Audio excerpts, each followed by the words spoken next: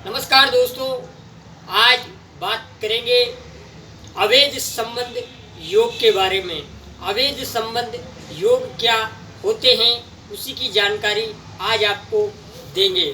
कार्यक्रम प्रारंभ करें उससे पूर्व भगवान श्री गणेश को प्रणाम करते हैं और स्वयं हनुमान जी महाराज को भी प्रणाम करते हैं और वार के स्वामी स्वयं सूर्य नारायण को भी प्रणाम करते हैं।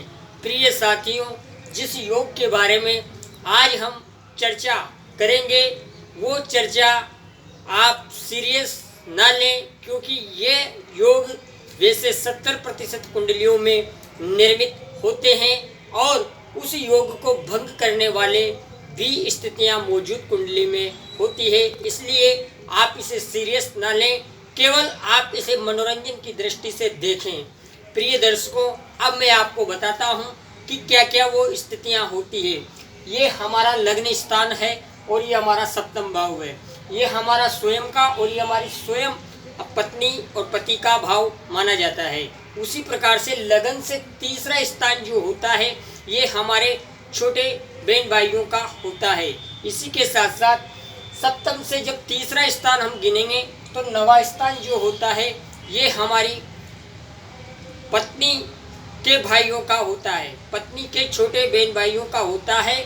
और जो तीसरा भाव होता है ये हमारे छोटे बहन भाइयों का होता है। अब होता क्या है कि ये जो लग्न स्थान है, लग्न स्थान से थर्ड स्थान को अब हम गिनेंगे। लग्न स्थान से जो सप्तम भाव होता है ये हमारे प्राइवेट पार्ट का होता है। इसी के साथ साथ सप्तम भाव से जो तीसरा स्थान गिनेंगे यह भी हमारे प्राइवेट हमारे जो जीवन साथी होता है उसके प्राइवेट पार्ट का होता है।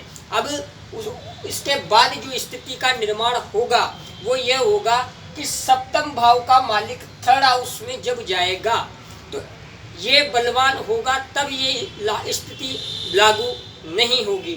ये स्थिति तब लागू होगी जब सप्तमेश थर्ड हाउस में चला जाए और 0 डिग्री या 29-28 डिग्री का हो जाए, तब ये स्थिति अवैध संबंध लागू होंगे।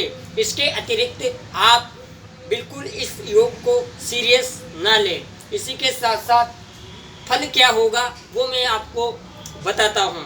फल ये होगा कि जब तीसरे स्थान और जब ये स्थिति आपके लागू होगी तो आपकी कुंडली में अवैध संबंध जो होंगे वो आपके भाई की पत्नी से और छोटी भाई की स्त्री से, इस तरीके से ये अवैध संबंध योग बनते हैं। लेकिन ये तभी लागू होगा जो सप्तमेश आपका थर्ड हाउस में हो और कमजोर हो, उस पर अगर गुरु की दृष्टि पड़ जाए तब ये स्थिति बिल्कुल भी लागू नहीं होगी।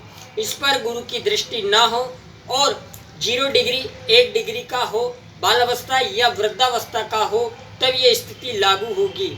ये अवैध संबंध योग निर्मित करता है। उसी के साथ साथ अगर हम किसी लड़की की कुंडली की बात करें तो लड़की के सप्तम से तीसरा घर जो होता है ये भी छोटे देवर का घर होता है और इस स्थान से हम अवैध संबंध के बारे में जान सकते हैं। आज के वीडियोज में हमने अवैध संबंध के बारे में बात की और ये लगन कुंडली से मैंने बात की। नवमांश चार्ट में भी अगर सप्तमेश नीचस्थ हो, नीच राशि का हो, उसकी डिग्री कमजोर हो, तब ये स्थिति लागू होगी, अन्यथा नहीं। और लग्न कुंडली में भी ये स्थिति तभी लागू होगी जब सप्तमेश नीच का हो, वक्री हो और उस पर पाप प्रभाव हो, तब ये स्थिति लागू होगी, अन्यथा नहीं होगी। आज मैंने अवैध संबंध के बारे में आपको बताया। साली से, जीजा से, इस तरीके से वो अवैध संबंध बनता है। परंतु जो स्थितियां मैंने बताई वो स्थिति अगर लागू है तब ये स्थिति लागू होगी, अन्यथा आप किसी प्रकार की कोई चिंता ना करें, क्योंकि नवमांश चार्ट में भी बलवान ग्रह होगा तब ये स्थिति लागू नहीं होगी। और लगन में भी अगर बलवान है तब ये स्थिति लागू नहीं होगी। वृद्ध और बालक अवस्था का ग्रह है तब ये स्थिति लागू होगी।